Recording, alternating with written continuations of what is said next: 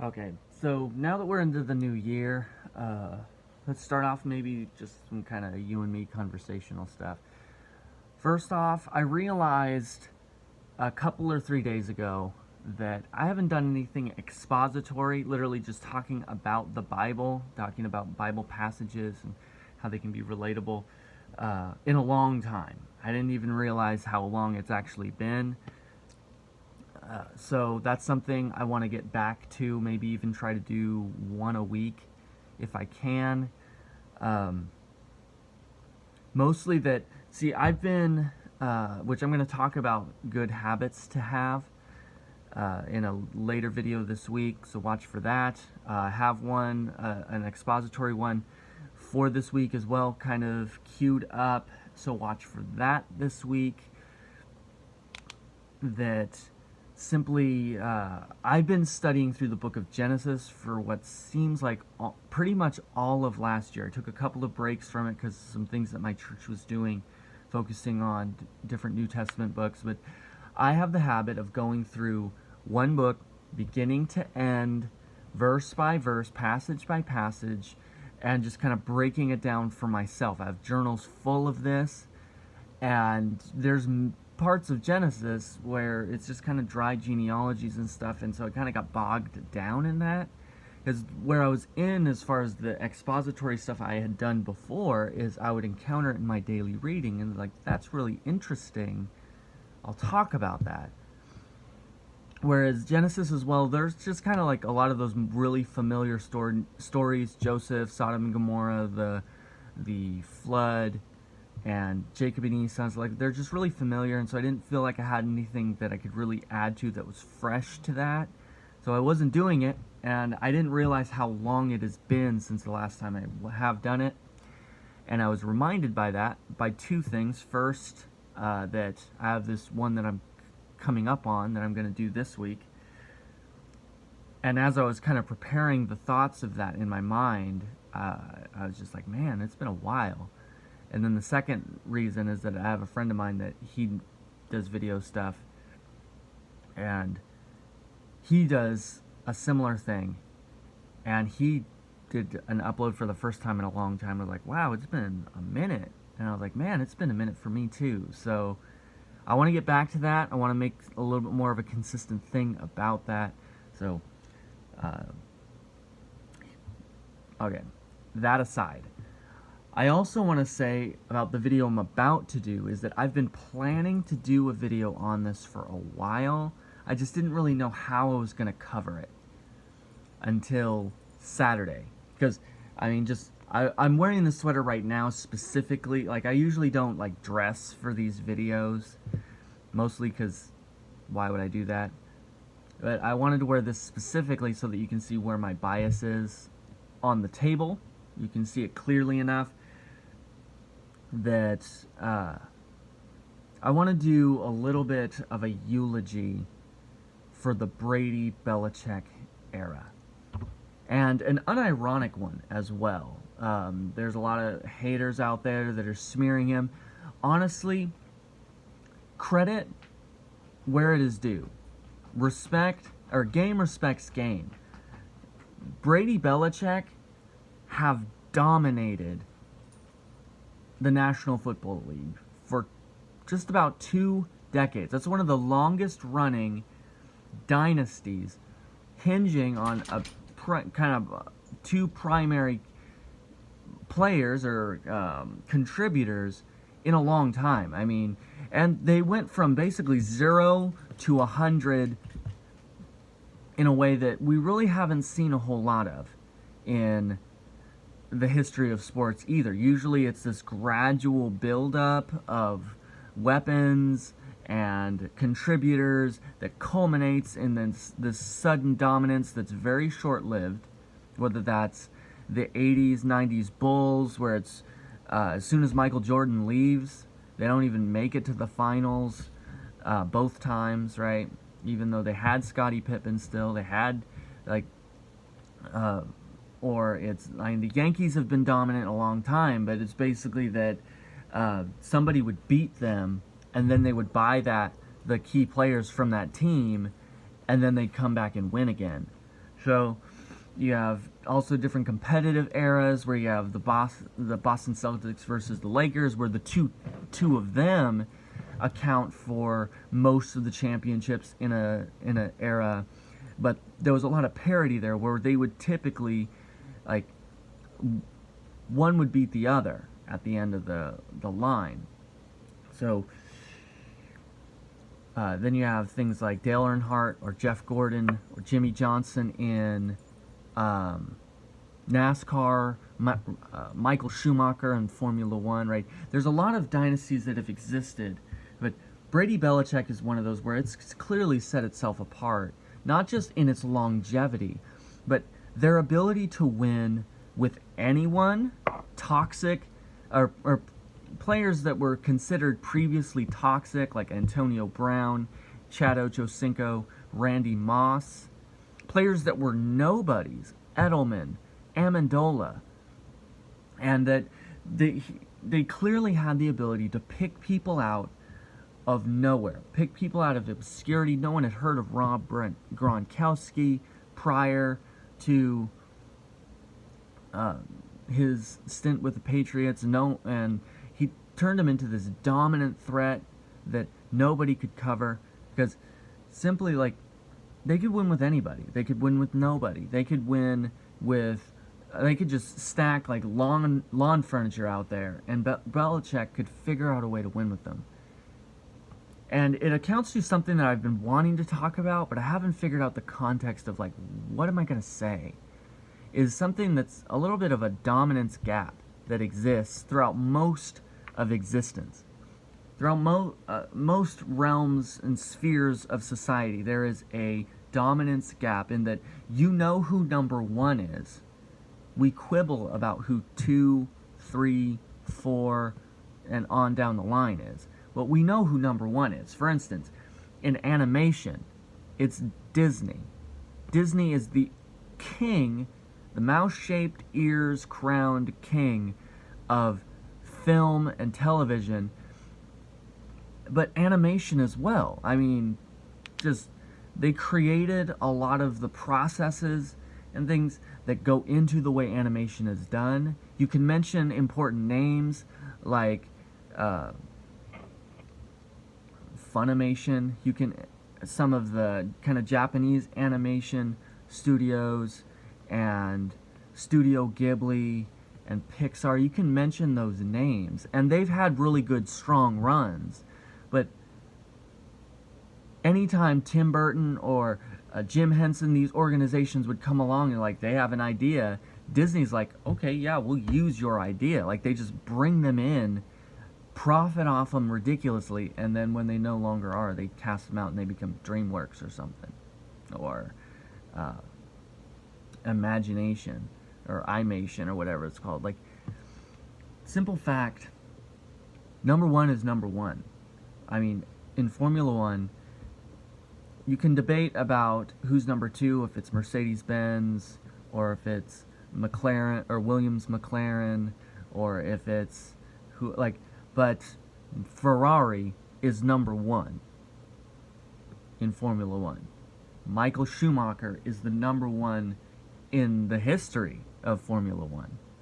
You can debate about who number one is in the current era as far as dominance, but as far as active drivers, you got championships, you got you have race wins, and just metrics. It's Jimmy Johnson. He's the number one guy. And in the NFL, it's Brady-Belichek. It's Patriots. They're number one. They're so number one, in fact, that watching, like, there are teams that were rooting for mine on Saturday for no other reason than the hope that they would beat Brady-Belichek. And there's an entire, like, that you know you're number one when people just want to see you fail. You know you're number one when you see that people just want to see you fail. And so I wanted to come into this of just, what is the key to their success? Why is it that Brady-Belichek could take Rob Gronkowski, Julian Edelman, who played quarterback, not wide receiver, before, that he could take players like Amendola, players like Chad Ochocinco, like Randy Moss. Like, how is it that he was able to bring these very like headstrong, these very boisterous, over the top personalities and make them efficient and effective in their trade? And it boils down, I think, to something that if you listen to any kind of sideline hit clips, mic'd up compilations or whatever from week to week, you're going to hear Belichek saying a lot of, do your job. He mentioned it a lot during the NFL Films 100 Century All-Pro team when they were talking about coaches. And he said it like, do your job. If you're the running back, your job is to carry the ball north-south. That's your job. If you are left tackle, your job is to get set and to block for your quarterback, block for your fullbacks. That's your job. Don't worry about the right guard. Don't worry about the center. Don't worry about what these guys on the opposite side of the ball are going to do. Don't worry about the quarterback. Don't worry about anyone else. Just do your job.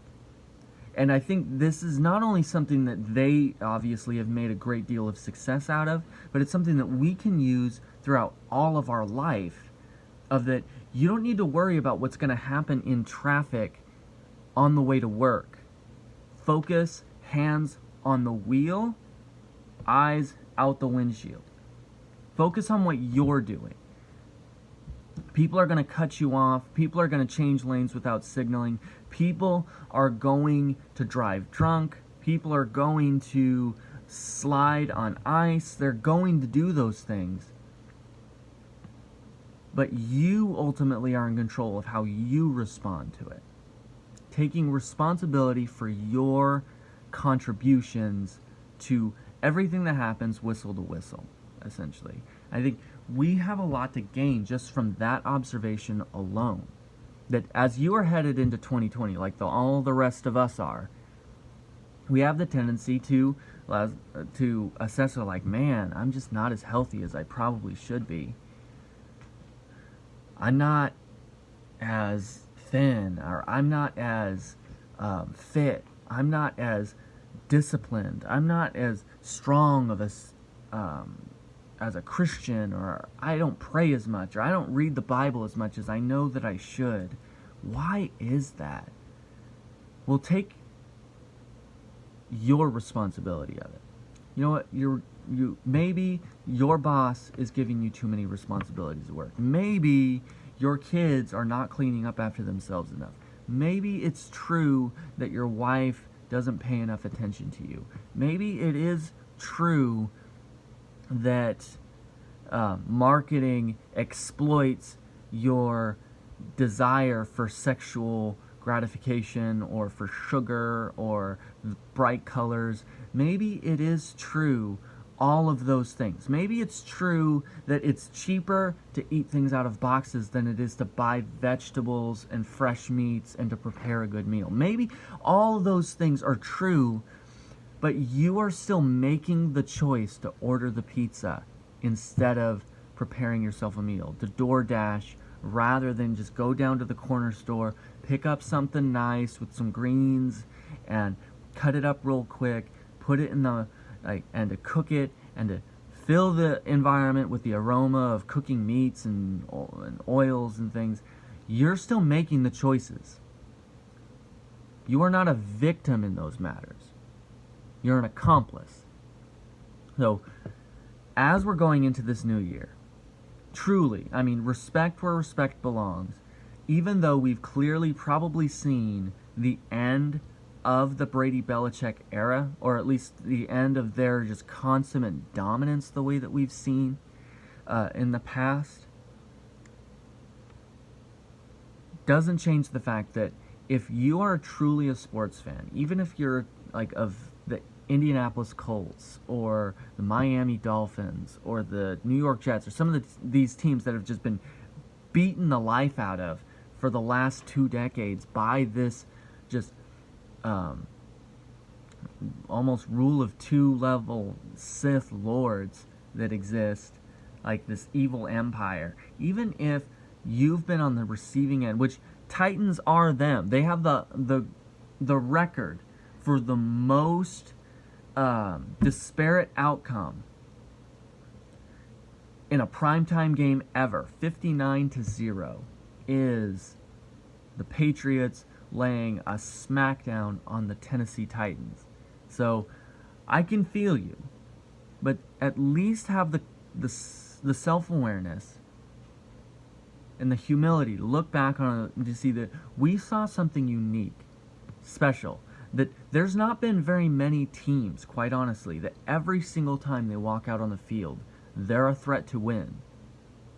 Even when even when they're banged up, even when they're hurt, even when they have no names out there on the field, they are a threat. And it speaks heavily as well to just the discipline and the quality of their organization, of that it's not just anybody that beat them this last Saturday, but it's a team full of former Patriot roster members. Mike Vrabel even being a linebacker from the Belichek Brady era, and who's the head coach for the Tennessee Titans, and Kevin Byard and Dion Lewis. Like, there's so many of them. Like, you go through the rosters of most teams in the NFL, whether that's from front office or if that's executive staff or if that's the actual players on the field, they are full of former Patriots, because when you're great at what you're doing and you're successful at it, the people that are great, that are associated with you, get to feel some of that. They get to benefit from some of that success. And so there's a lot of players, honestly, that have gotten multiple chances in the league, despite maybe their mediocre level of play, because of the fact that they were mentored by Tom Brady, because of the fact that they were on the team with Bill Belichek. So respect where it belongs. Follow their example throughout this year as much as you can. Do your job. Take responsibility for your contributions in the decisions that get made in your life. Accept the consequences. Make adjustments.